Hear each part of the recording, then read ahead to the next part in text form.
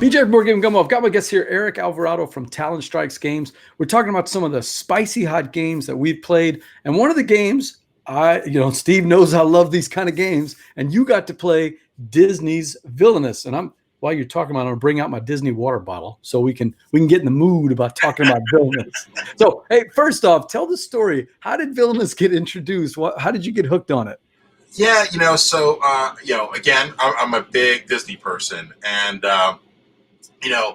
with Disney Villainous, I wound up getting a big box, and being a collector of games, I collected everything that came out, or chased it down Target, and then, with us being locked down, I finally broke it out and said, okay, to my wife and my 11-year-old, let's give this a whirl. And for literally the past 3 or 4 days, it's been nonstop Villainous. I mean, I think I tried. I've done the Evil Queen. I've done There she is. Yeah, exactly. I've done the guy, the voodoo doctor from Frog Prince, Dr. Facilier. Thank you. I did not want to butcher that name on. That's from The Princess and the Frog with Tiana. So yeah. Yeah, exactly. I love that movie. The music great is just awesome.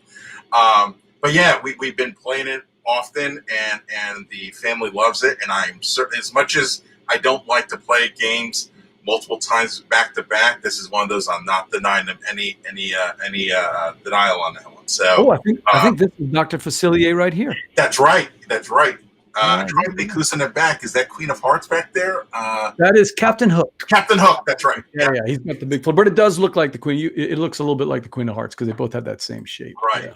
Right. Dr. Facilier, he's a tricky one. That's a little bit more advanced. You have to get the timing right when you're trying to get, I forget what it is, some kind of artifact with the city of New Orleans or something like that. Right, the totem. You had to get that totem or yeah. I tell you what, between that one, let's see, who's the Cruella? That's another tough one. Trying to get. I love the Dalmatians one. Oh, I love the Cruella. Now it's a little bit of not push your luck, but it's a little bit of random when you're trying to flip over the Dalmatian tiles, or the 100 or the 200. Oh, yeah, that is a fun one. I do like Cruella de Vil, and it looks pretty good on the table. I think I've got. Oh, there she is. Right.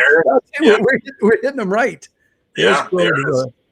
Yeah, in fact, special Target version of it. Yeah, yes, that is actually, because that's who is in it. That's Cruella. That is Pete.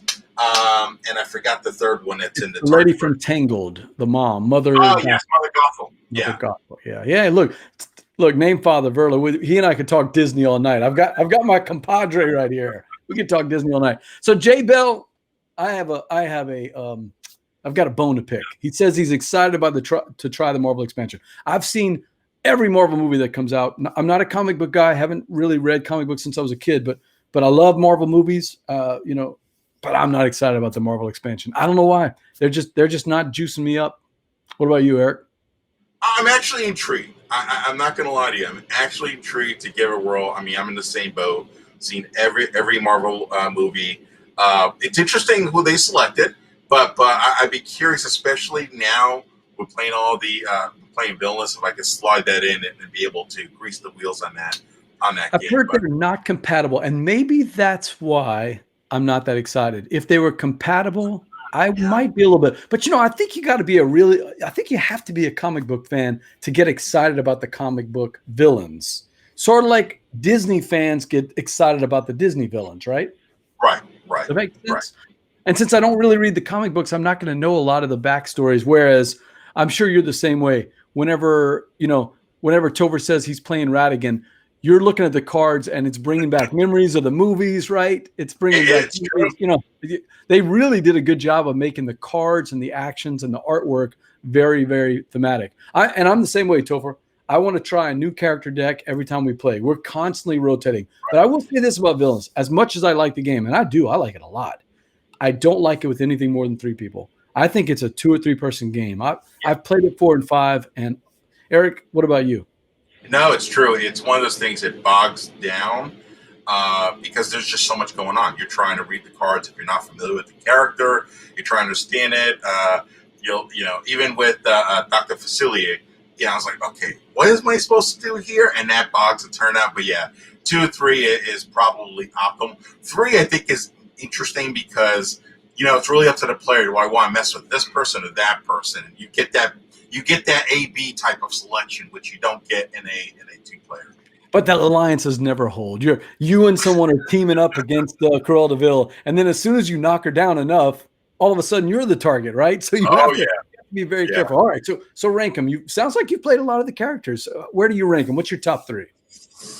Verla says 6 and 8 people. No, that's an abomination, Verla. So go ahead. What are you going to say? Actually, I would say I actually enjoyed playing the Evil Queen. That was actually interesting. And even actually Mother Gothel, that was a bit of a puzzle. I certainly didn't win. For some reason, my son just murdering us on that game. But those 2 I actually did enjoy. I wasn't a big fan of Dr. Facilier, and also, what was the other one I had trouble with?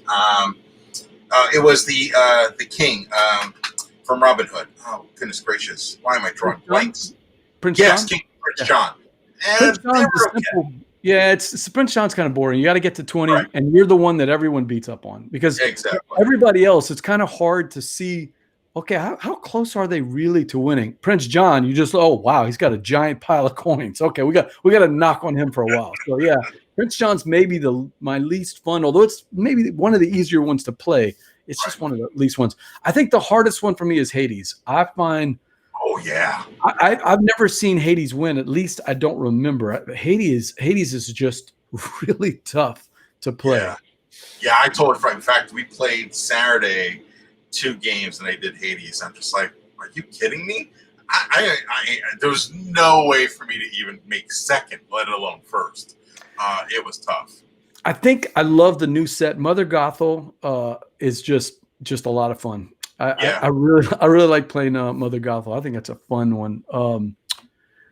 Topher said Prince John. It's too easy to assume he's winning even when he's not. That's right. And it just you get a little beat up, and you get a little people with the red butt syndrome after Prince John gets knocked around too much. So that's a family game that you guys have been playing at home here in the COVID crisis.